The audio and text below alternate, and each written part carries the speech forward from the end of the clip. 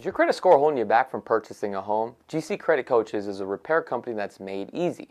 Their goal is to challenge and remove all negative errors that hurt your credit score. On average, GC clients see about 10.2 negative items removed over 4 months. Start improving your credit score today with a simple 2-minute online enrollment for a free consultation and a complete credit audit. GC Credit Coaches offers competitive monthly pricing, no contracts, no hidden fees, and the service stops once you are satisfied. GC Credit Coaches removes inquiries, collections, charge-off bankruptcies, and repossessions. Don't forget to visit gccreditcoaches.com.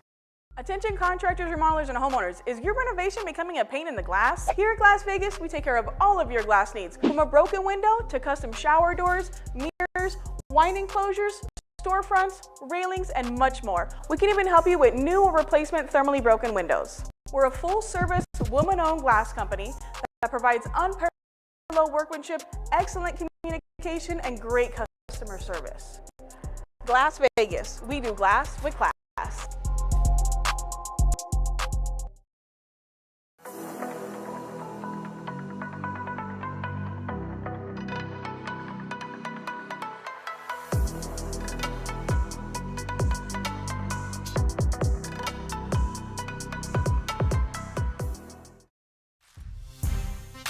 And welcome live to the LV Home Experts Podcast. This is where we talk about real estate, financing, and what's going on in the Las Vegas housing market. So today we have a very special guest, an agent out here in Las Vegas, Nevada. Her name is Lisa Lopez. She specializes in luxury properties. That's right. So we're going to get a perspective from her and to find out exactly what's going on within the marketplace. You guys know how I like to do this. I like to bring guests on and, you know, kind of see where they stand and what's going on with the marketplace. You got the pros and the cons. So let me introduce you guys to Lisa. What's going on? Hi, how are you, Chakits? I'm doing good. I just want to say thank you for taking your time to come out here. And I'm going to tell you this. For some apparent reason, we have a lot of viewers right now. And I think what it is I like to bring females on. Number one, the reason why I like to do this is because I used to always bring guys on here, and that's kind of unfair, right? And for some apparent reason, guys always like to have pretty girls on the show. It really boosts my show, right? So you were asking me earlier, right? Who do you bring on? Well, you got to look good, and you got to know what's going on, and you sell luxury real estate. So I think this is a win-win. So, you know, it's really going to help out the channel. I mean, look at all these people subscribing right now. So I do appreciate you. I really do. I appreciate you. I'm just taking advantage of the situation here. So the company you work with, who do you work with? I work with Sotheby's International Realty. Is it Sotheby's or Sotheby's? Sotheby's. Sotheby's International. How do you like that company? I love it. I actually really love it. When I was looking to go out on my own, Yeah.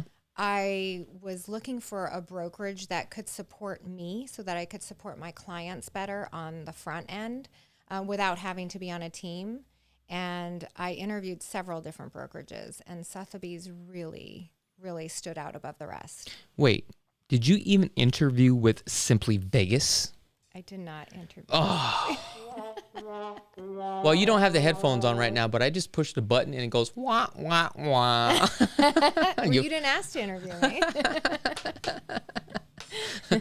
So, how long have you been in the real estate game? I've really been in the real estate game for about 25 years. Okay. But I've professionally practiced real estate for about 7. Okay, so let's go back. You said you've been in the real estate game for 25 years. What does that mean for the audience? So I started purchasing properties I started looking at purchasing properties back in around 1996. I purchased my first home here in 98. I bought several investment homes in Vegas and outside of Vegas as well. Yeah. But what I did for most of my personal real estate stuff, I did I guess it's a form of flipping. I purchased a home. I would live in it. Even if it was brand new, I would completely renovate it, make it really nice, and then sell it for a profit. And of course, as you know, the real estate market has grown so much since 1998 that I was able to take so much money each home and invest it in the next home until finally I live in the Ridges now, so I was able to clean up in the low times and make money. So you took advantage of the situation then, obviously. Oh, yes, I did. So just a quick house hack for everybody out there. If you live in a property 2 out of the 5 years, capital gains, single person is $250,000. A married couple is $500,000. So that's probably what you did. Am I correct? Where you lived in it at least for 2 years. Yes. Took that gain and moved on to a different property without paying taxes, correct? Only one of my 9 personal homes that I did that with, yes, I lived in it for at least 2 years. Only one I sold before the 2 years. Mm-hmm. But that was because the market was so on fire that even me paying the tax on what I made, it was worth it. It was worth it. You know what? Sometimes I get this question asked all the time, should I sell the property? Because you run into the tax situation. And I think maybe a couple shows ago, I had to explain to some of my viewers that, I sold an investment property. And the reason why I did that was because I want to take the money, the lump sum now, right, and reinvest because I know I'm going to get a higher return versus just holding on to that, making that cash flow. And it calculated where I would have to hold on to that property for like the next 12 more years, just to get that money up front. And it's better to get the money up front so that way you can redeploy it and reposition yourself.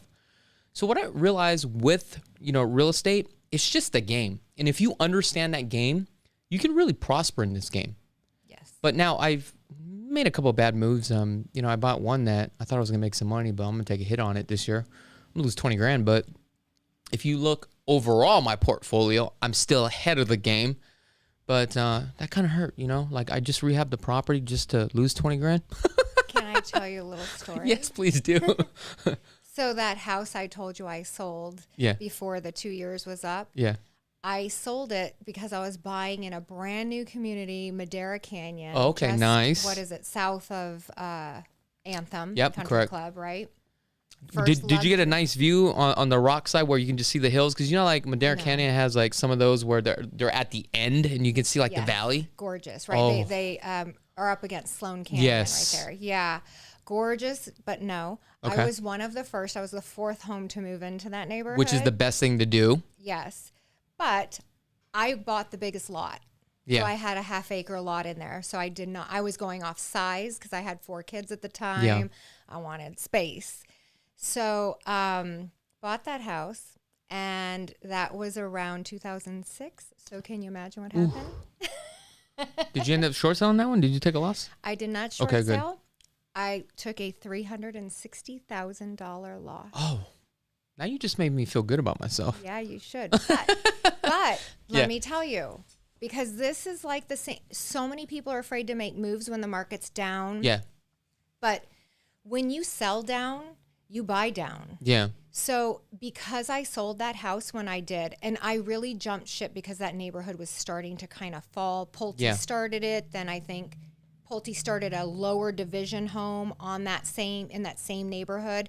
And then Richmond had to buy out the rest of the lots. Yeah. So right before that happened, Pulte's vice president moved out of our neighborhood. And I was like, time to jump ship too. Yeah. So I sold at a $360,000 loss, but I was able to move into the Ridges. Ooh, nice. That's how I started building custom. You asked me was this earlier. was this your first custom home that you built? Yes, it was. Okay. So I was able to purchase a lot in the Ridges. What'd you pay for it at that time? It was like $350,000 for a lot. That is so cheap compared to nowadays. And it was and in Falcon. In Falcon Ridge. Oh my gosh! Now it's like I think a quarter. You're paying on the almost golf course. You're paying over $1 million nowadays, right? Well, it was originally sold for over $700,000. Okay. And he was going in default, and the market was down. Yeah. So, and not only did I buy that for about $350,000, I also built at a set price with my builder at $370 a square foot. You ain't building that now with that builder, are you? Luxury finishes. Oh, wow. By the time I sold that home, I made over $1 million. I doubled my money. Oh my gosh. Where'd you go from there? To the ridges again. To the ridges. So Yes. did you buy another lot or you bought a house? I No. bought a house that was 2 years old, and I basically gutted it and redid the inside and out. Okay, then you sold that one. Then you have one that you're currently living in now. Is that the one, the third one? This is the one I live Okay, in so now. this is the one you live in. Yes. So I did go back after doing a full video home tour of that property, and you did an amazing job because that home looked like shit. Yeah, did you look at the other Yes, pictures? it was like horrible. It was just, it felt like it was dark and dingy. Oh, the outside was peach Yes. with black slate. And you know what's crazy? When I looked on the pictures on the exterior of the home, I didn't see the vision that you had. But with the colors and the stone, you literally brought that thing to life and you made it modern. Like, you literally had an eye for it. Like, if I drove by, I would have been like, nah, I don't think it's going to work. But you literally had the vision on it. That was crazy. Yeah. And I like what you did with the backyard. I love what you did with, your open floor plan where you bring in, the indoors and the outdoors. You're combining it together. You got that covered patio area. But it's not even like a covered patio area. It's just like a living space, basically. It's almost like an extension of the living Yes, room. Yeah. I think the best way to describe this home is a resort home. That's the way I feel about this home. So you did a really good job. So good job for you. During But- lockdown, that was Shea Lopez. Oh, That was our vacation spot. so you've been in the business now for about 25 years. You sell, majority of your stuff is all luxury homes. You know how to build homes. So you're very knowledgeable with that. What are you seeing in today's market, right, on the luxury side? Well, I don't think we have enough inventory. For sure. luxury. For Well, you know what? luxury. Let me back up, Lisa. Let me ask you this. What is luxury? Like, what's that price point? Because it used to be $1 million, right? Used to be a So million. so now for me, luxury is probably going to be about 3, and that's just my personal opinion. What is luxury to you? I agree with you. About 3. Okay. And the reason why I say that is because to get into any of the luxury neighborhoods, true luxury neighborhoods, you're going to have to spend about $3 million. That's like entry level too. That's entry level. And honestly, that's not even custom luxury, Yes. right? There's different That's like specs. levels Yes. of luxury. I talk to my clients about this all the time. Yeah. There's luxury homes that are semi-custom with really good finishes, right? Yeah. And then there are the Like Toll custom Brothers? homes. Yes. And then there are the custom homes where people put apartment finishes in them. Yeah. That's not luxury, Yeah. you know? So when you're really talking real luxury, 3 to 4 million. I mean, honestly, since Yeah. the big spike in our market, I'd say close to 3.5 to 4 even. Yeah. And luxury, I look at luxury too. Okay, you're asking me price point. Yeah. Yeah. The way I look at luxury though, it's not so much a price point. Yeah. It's a lifestyle Mm-hmm. because Good point. it's a very different person who commands that luxury home and lifestyle. Yeah. Now, also, when it comes to like luxury homes, the finishings are also very important because you mentioned this earlier. There are some homes that I go into that it's a custom home, which you have a designer, you have a contractor, you have an architect, but then it's not fully finished. Like they end up shortchanging themselves. And I feel like a lot of these luxury homes now, especially like at the 7 million range, I feel like there's just certain features for a home that you must have. Like for me, artificial intelligence on a home. I think when I walk into a home, that home at 7 million should adapt to my lifestyle. It should know exactly what I want temperature wise. You know what I mean? Just the technology should be out of this world. Right. That's just my personal opinion. Now, there's some of these luxury homes I go into, they don't even have, PoE. For some of you guys don't know, power over Ethernet, which is kind of crazy to me. And I just don't know how they're able to sell this. That just tells me probably the consumer just doesn't know. And I think as a agent, especially selling homes at this price point, should really educate their clients instead of just like selling them a home, right? And I think by providing this value, this is what we need to do as agents because, I always look at the resale value, right? I always want to educate my clients because, with my clients, it's not like selling them one home. It's building that relationship forever because they're probably going to buy another home, right? And I think these things are important. So I just wanted to share this with all the brand new agents out there. It's just not only about sales, it's about that relationships. But going back to the luxury market side, you're saying that the inventory is low, okay? Now, what do you mean by that is low? Just we don't have too much?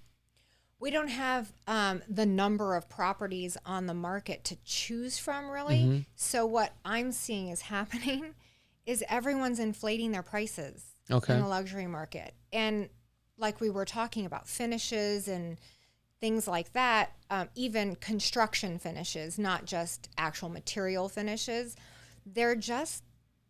they don't command the $7 million price. You say you're looking at like artificial intelligence. You're the dude. No, I don't know. I'm the dude. I just know what I like. Right, but I'm the woman. So Yeah. like I look at other things, right? I am looking at finishes. I'm looking at design. I'm looking at flow of a home. I've noticed, even when shopping for a custom home myself, floor plans and flow of floor plans are less than to be desired in a lot of them. They just don't get thought out so much. Now that we're getting more and more bigger named architects actually, drawing out plans and stuff for these people, they're becoming better and better. But man, some of these, you'll go into a 7,000 square foot home and it'll be a 3-bedroom. Yeah. Like who can use 3 bedrooms?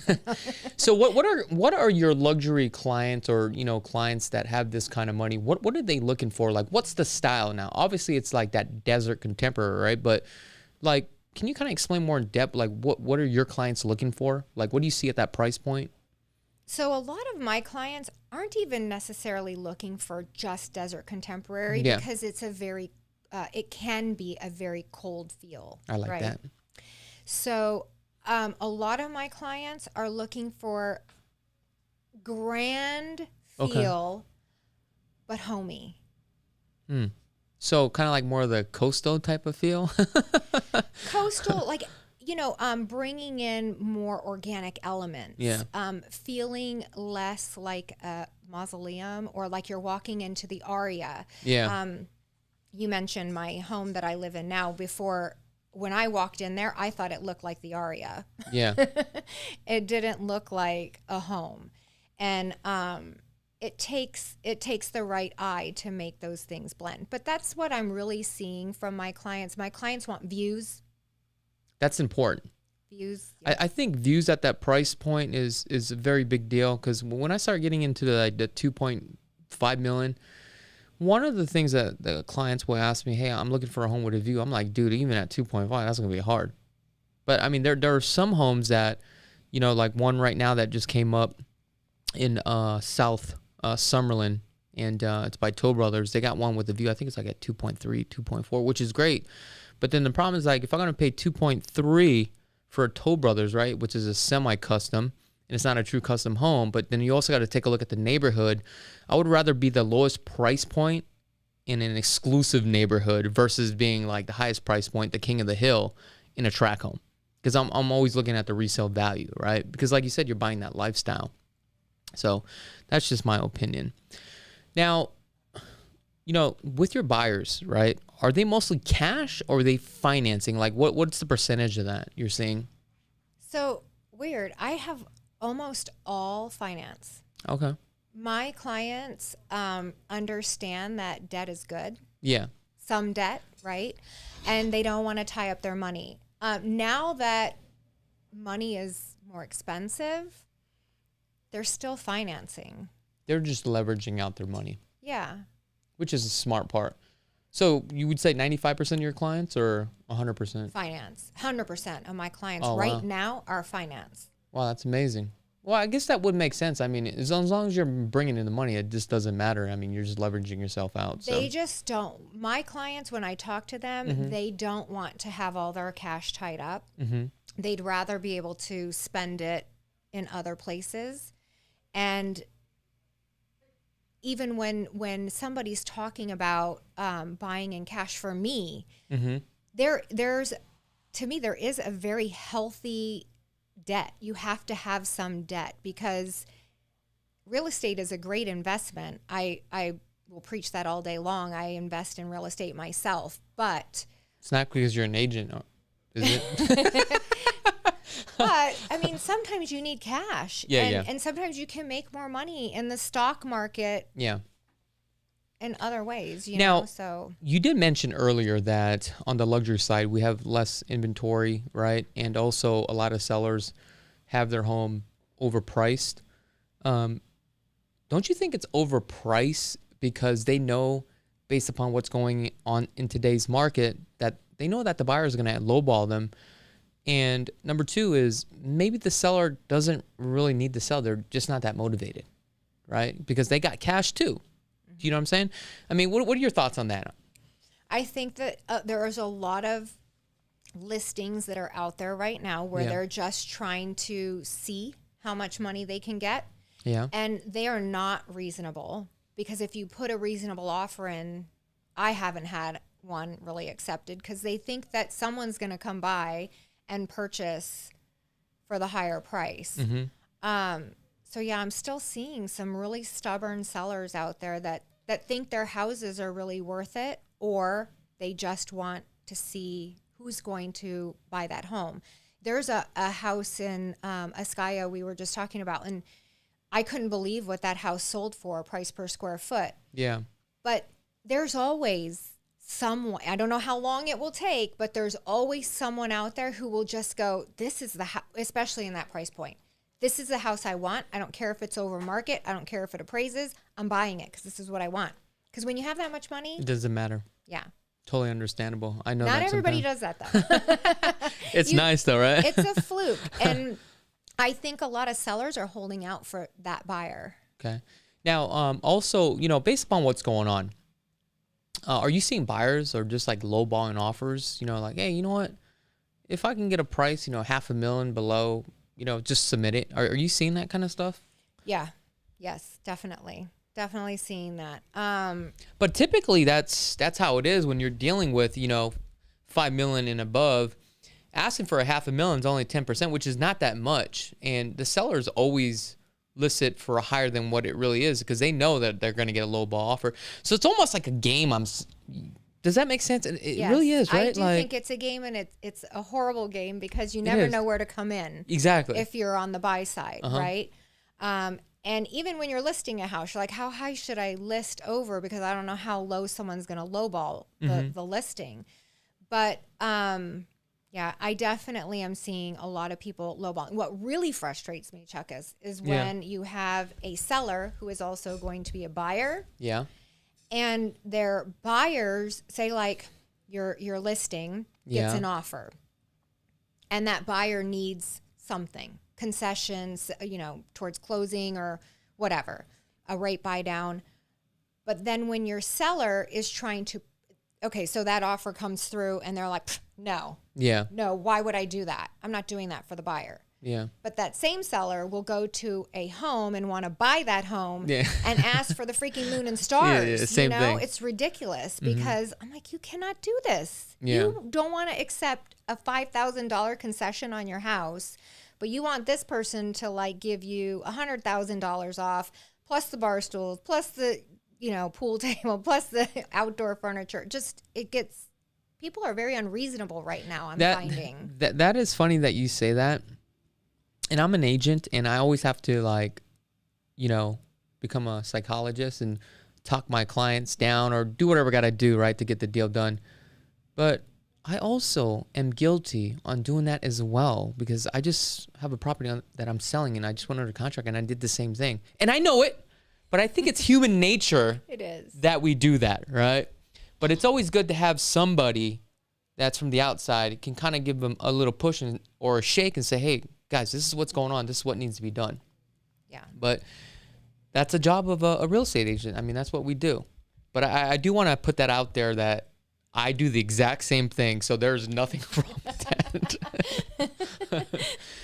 Well, guys, we're going to be right back. We're going to take a quick commercial break right after this. Attention contractors, remodelers, and homeowners. Is your renovation becoming a pain in the glass? Here at Glass Vegas, we take care of all of your glass needs, from a broken window to custom shower doors, mirrors, wine enclosures, storefronts, railings, and much more. We can even help you with new or replacement thermally broken windows. We're a full-service, woman-owned glass company that provides unparalleled workmanship, excellent communication, and great customer service. Glass Vegas, we do glass with class.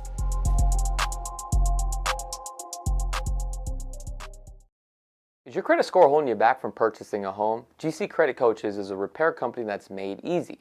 Their goal is to challenge and remove all negative errors that hurt your credit score. On average, GC clients see about 10.2 negative items removed over 4 months. Start improving your credit score today with a simple 2-minute online enrollment for a free consultation and a complete credit audit. GC Credit Coaches offers competitive monthly pricing, no contracts, no hidden fees, and the service stops once you are satisfied. GC Credit Coaches removes inquiries, bankruptcies, and repossessions. Don't forget to visit gccreditcoaches.com. Does your house look like and have you been considering remodeling your home for some time now? Well, if you love real estate like I do and appreciate the attention to detail in the craftsmanship required to build a remodel or a gorgeous home, then I got the perfect company for you. Guys, I highly recommend Design Zone Remodeling. They are a stellar company that will turn your outdated home into your own. They specialize in bathroom remodels and full house remodels. Remodeling has a reputation for excellent workmanship, competitive fees, and being a wide range of services and deliver the outstanding results to their clients. I use Design Zone Remodeling on my personal properties. Give Design Zone Remodeling a call today at 725-223-0871 or visit their website at designzoneremodeling.com to request a free consultation today. Remodeling.com to request a free consultation today.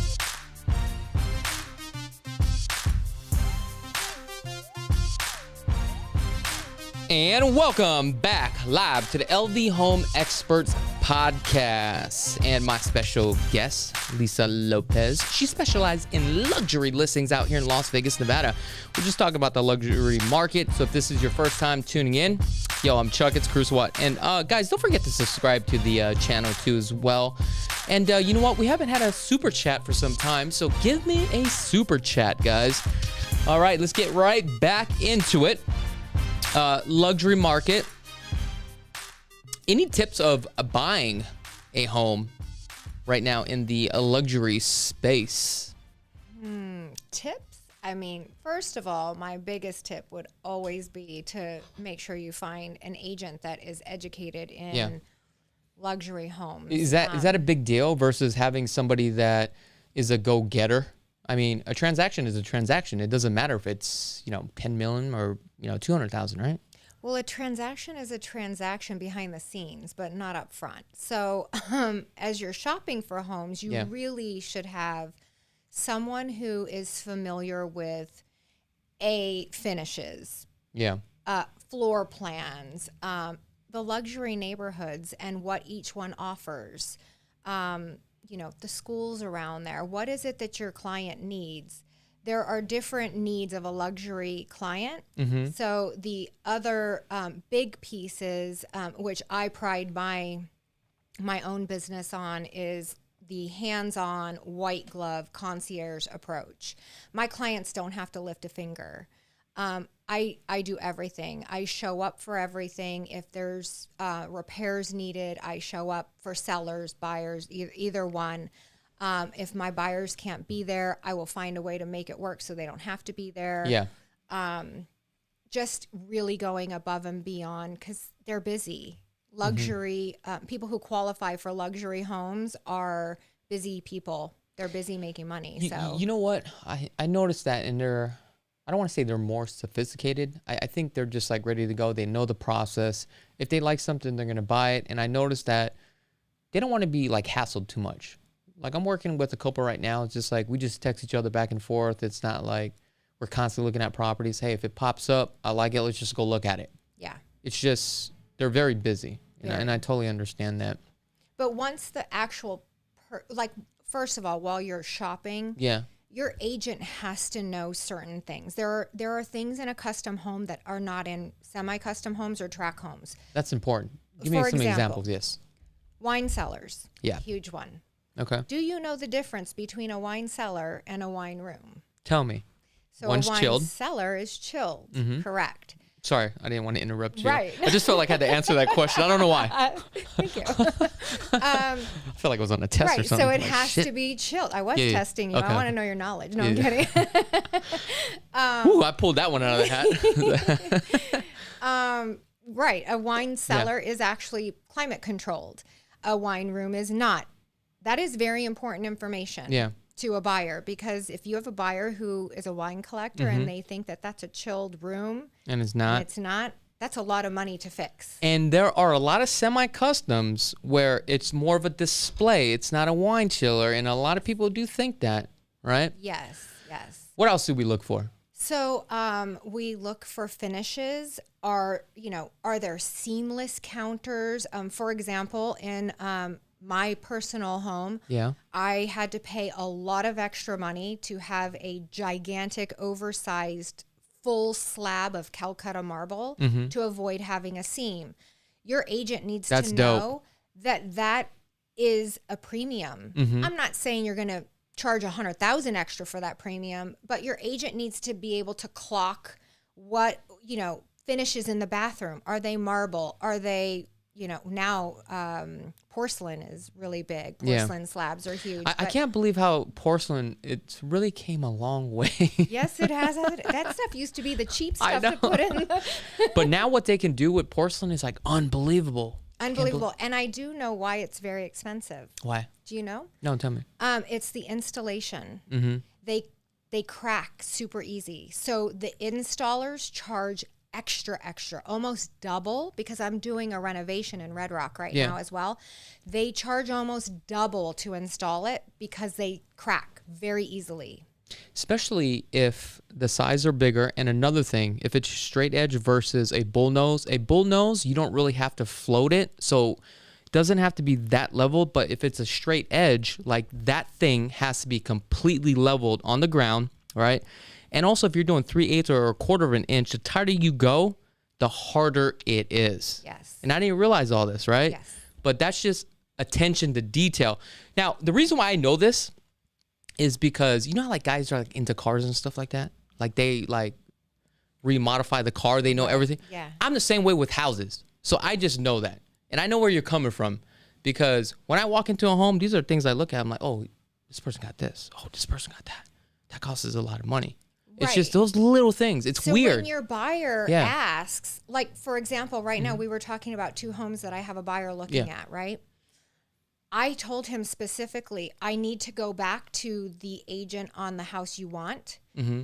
I need to see what kind of fine finishes are in that home Yeah. to make it equal to the comp of the home that he was comparing it to, because that home I knew had imported marble, rare glass, hand-blown glass balls of it on a chandelier that came from Italy, all these different things. So you have to know how to compare those things, because it does make a difference when an appraiser is looking at a custom home like that.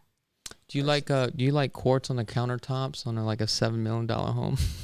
No. I don't either. Stu, I don't even know how some of these people are selling this product and they're getting away with it. But you know what? It's the style. And I think there are some buyers out there that have money that just don't know. Or how about, have you walked in, and this is another big thing, have you walked in a custom home and seen like those really cheesy cabinets that, Oh, yeah, of course. and and they don't even go up to the ceiling? I mean, a lot of buyers don't know. They just might look at it and go, it looks different. Well, it depends on the brand and the style. Like me, I like Scabellini's because I like that more European style, So those are the things I look at. And those are big ticket items, believe it or not. Yes, they and are. those finishings better be on point. You know what I mean? Like for like the countertops, I like, what do you call? I can't even think of the name right now. I just lost my train of thought. Quartz side with some LED lights. Oh, those things look banging, right? But again, those things cost a lot of money just to do those type of things. But again, these are just those little tips and tricks working with the right luxury agent that will know, hey, this has this upgrade, this has this upgrade. But I want to ask you this question. How do you know what the property is going to appraise at? Because sometimes we can look at a $6-7 million home and they're like, yo, I want to put in an offer. But we know that most of your buyers are doing financing. But what happens if the property doesn't appraise? And when we're at that price point, that swing is like so huge, you just don't know where it's at. Like, how do you overcome that?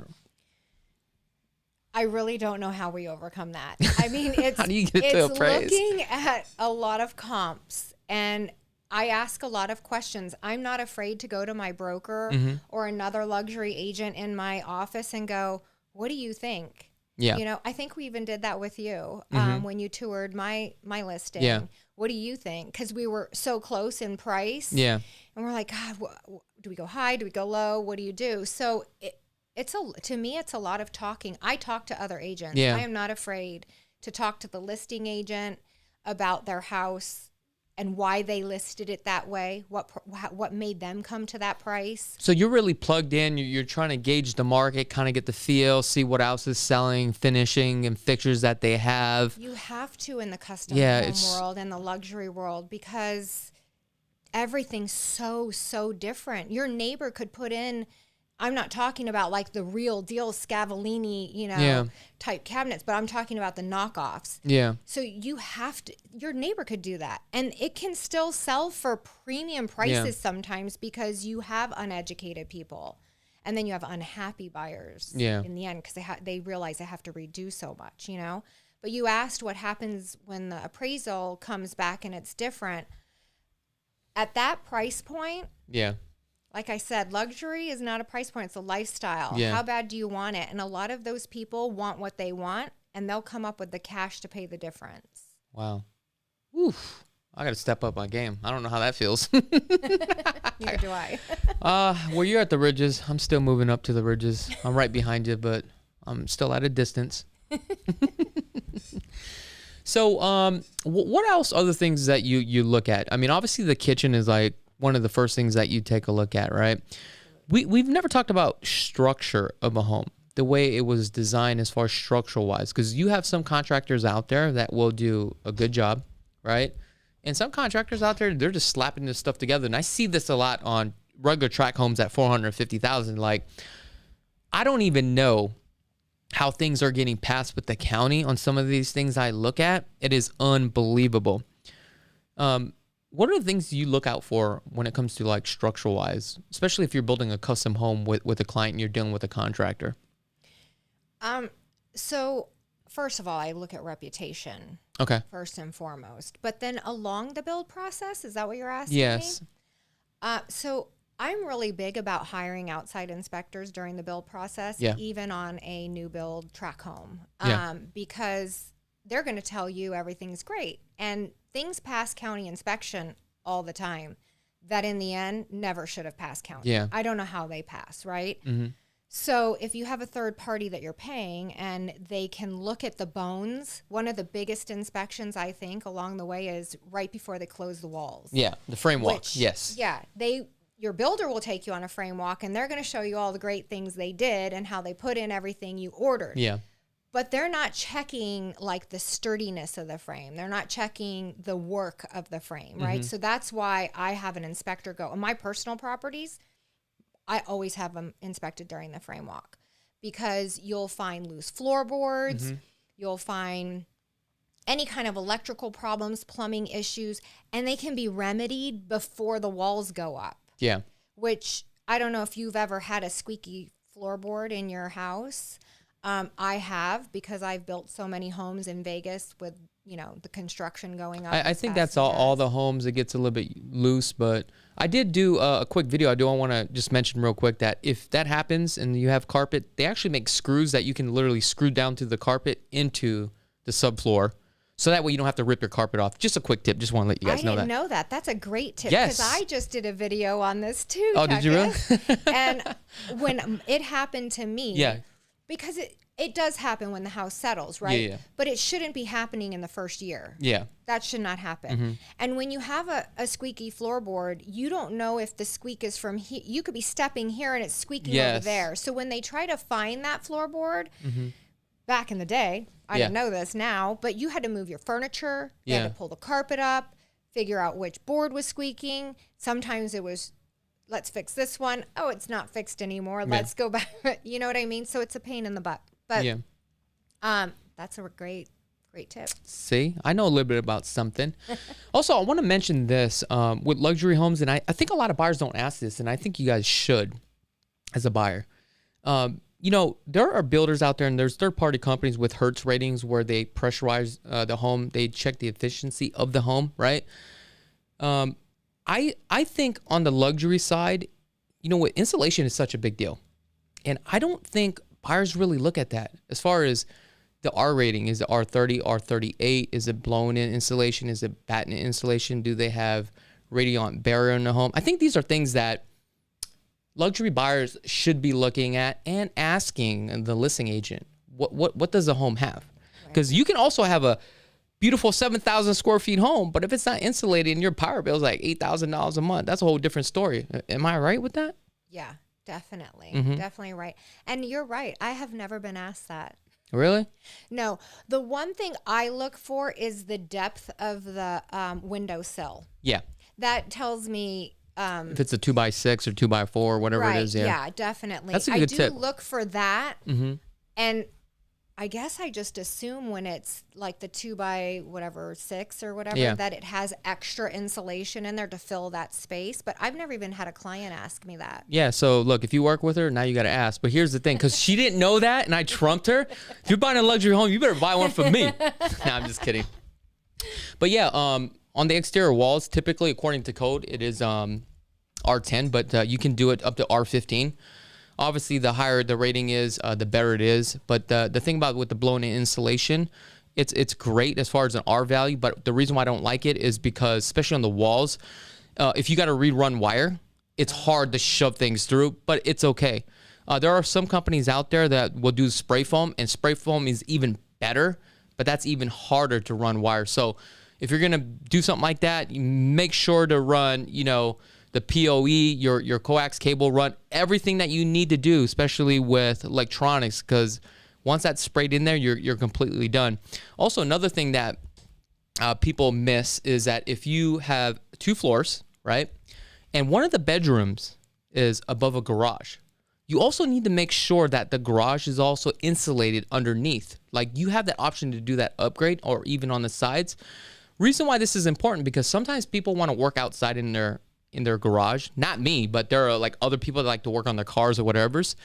They may want that insulated, because if not, it's not insulated.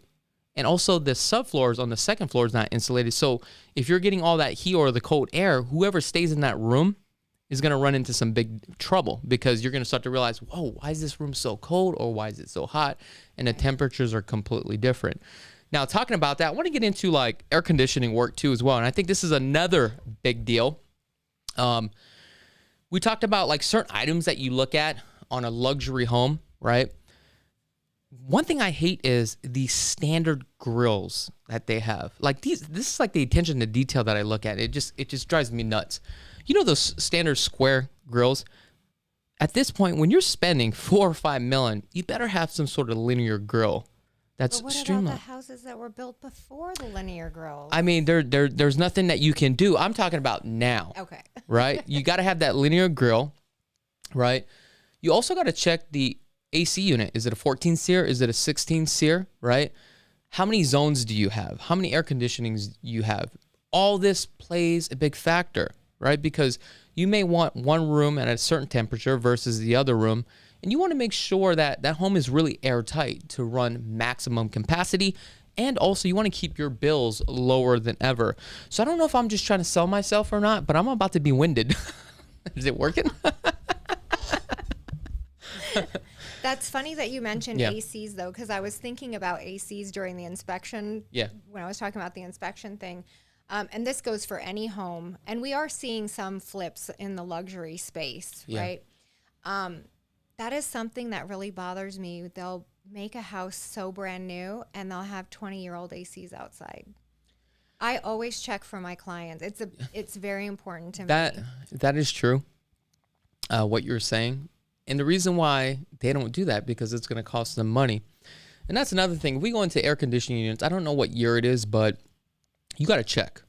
If that thing is already a 20-year-old home, they're probably using R22, and the life expectancy for AC units is probably about 30 to 40 years, depending on how you take care of it. And the problem is that with these air conditioning units, they have amperage. So every time a condenser kicks on, you're taking away the amperage, right? So it starts to get weaker. Then what happens is, this is where it costs you more money to run that air conditioning unit, and this is where it goes bad. But now when you have to replace it, you can't just replace the condenser and have an R22, and that's the refrigerant. So now you're required to do a 410 refrigerant. And now you can't just change it out. You'll have to replace the whole unit.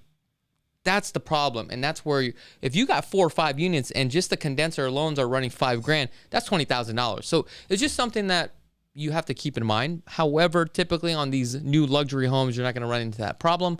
But like you said, if you buy something where somebody's flipping, then you definitely need to check those things out. Yeah. And to your point on the ACs in a large home like that, you do want to be sure you have enough units or zones, because when you're in a house that's 6,000 square feet, you're not using all 6,000 square feet at a time. And it's kind of, it is a huge waste of money to cool rooms all the way down to the temperature of, the room you're in. All right. Now, I know that you sell a lot of luxury real estate and stuff like that. And I don't want to say you're a part-time YouTuber, but don't you have like a YouTube channel? I do. What's this all about? So I started a YouTube channel so that I could help educate people on ways to buy real estate. It's all real estate education. Okay. What is the name of the channel? Lisa Lopez Real Estate. Lisa Lopez. So is it just mostly all educational, or are you showing properties, or? So if you look on my playlist, I'm starting to drop like home tours on the playlist. But I don't drop them as a video. Does that make sense to you? Yeah. So they're kind of just dead on my playlist because I want YouTube to recognize me as an educational channel. So I'm from Vegas. I grew up here my whole life. So I know a lot about the city, and I talk about lifestyle, where to live, like not where to live, but where would you like to live? What are the benefits of living in Green Valley versus Summerlin or wherever, North Las Vegas? Why would you want to live in these different areas? What to do when you even start looking for a home in Vegas? What are things you can do with your family? You know what? That's actually very good information, especially if somebody's buying out of state and they just have no clue and they want to get more of what's going on. Like, you just talked about neighborhood. I guess my question to you is this. If I'm buying a $3 million home, where should I be looking? Well, $3 million? Yeah, let's say $3 million. I mean, it depends. What side of town do you want to live on? Okay, so here's the thing. One of the questions I get is Henderson better than Summerlin? And the first thing I tell them, look, they're two complete polar opposites, okay? Summerlin is located in the city of Las Vegas. Henderson is a city. The population in Henderson is about 300,000. The population in Summerlin is about 150 and is growing, right? So they're two complete polar opposites, but they always ask me which one's better. But I obviously have to show them, hey, we got to go and drive, right? But my question to you is like, look, I got $3 million. I want to be in a location where it's gated, because I feel that at this price point at $3 million, it's got to be gated, but I prefer to be guard gated. Okay. Where should we start looking? Guard gated could get you in the Ridges. $3 million guard gated. You're not going to be in a custom. I don't want that Toll Brother condo stuff. Not Come quite on, man. the Toll Brother condos. Come on. You could get Sterling Ridge, Silver Ridge. Sterling. I like Silver Ridge. Topaz Ridge. Oh, okay. Right? Like $3 million. I don't know if you can get with William Lyon Homes anymore at that price point. I think Sterling has some right under 3. Yeah. Okay. Yeah, because the last one I sold was at 3.5, but now it's like worth 4.5. And I told my friend, do not sell this thing. He wanted to move to Texas. Now he wants to move back. And we actually had the biggest lot. Dude's regretting it. But anyway, yeah. William Lyon Homes. Yeah, I'd say there. Mesa Ridge. If I'm you know what? If I'm gonna spend that kind of money, You want ridges. Yeah, I want the ridges, and that's where I tell you, at $3 million, I would rather take that money and be in a neighborhood that is most exclusive. I'm the lowest price point because I feel like I'm gonna get that value there. I think McDonald Highlands too. You can get in. Yeah. $3 million. Oh, $3 million. You're not gonna get a huge house. Yeah, you're gonna get more of an older house. The old Toll Brothers. Yeah, I don't. Right? That's too traditional for me. Okay, well then don't go there. Go to the Ridges. I guess I'm going to the Ridges. But Come on, let's go shopping. You got your proof of funds? So, Instagram, you're on all social media sites as well? Yes. Okay. That's backwards from my YouTube channel. It's called Real Estate by Lisa Lopez. Okay. So, what's the best way to find you? And do you mostly post on YouTube or Instagram? I mostly post on Instagram. I drop a new video once a week on YouTube. So YouTube is Lisa Real Estate or Lisa Lopez Real Estate. Okay. I post probably 3 times a week on Instagram. Okay. But I'm pretty active on my stories. Okay. Well, you need to post more than that. Okay. That's not enough. You got to do a minimum of 6 a day. You're going to make my reels for me? 6 a day? Yes. We're constantly pumping out content like it's crazy. I'll never be able to take care of my clients. Well, you know what? We actually have a program for you where our company will go ahead and edit those videos for you. Oh. So if you guys are an agent out there, we have a production company, believe it or not, CKG Productions, another company of ours. We will help and produce videos, and call us if you guys are interested. Website, if somebody wants to start shopping for homes with you, luxury homes. My website? Yeah, what do we have for a website? Oh my gosh. Lisa You just Lopez. caught me off guard. I don't even know my website. Well, I'll tell you your website. Stop it. Sound like you're a professional. LasVegasSir.com. Right? Is that it? Yeah, There you go. that's it. LasVegasSir.com. Now, here, guys, I'm going to have a link in the description below. So if you guys want to reach on out to her, she sells luxury real estate here in Las Vegas. She is well known and she knows what's going on. I will have a link in the description below. Until next time, guys, peace.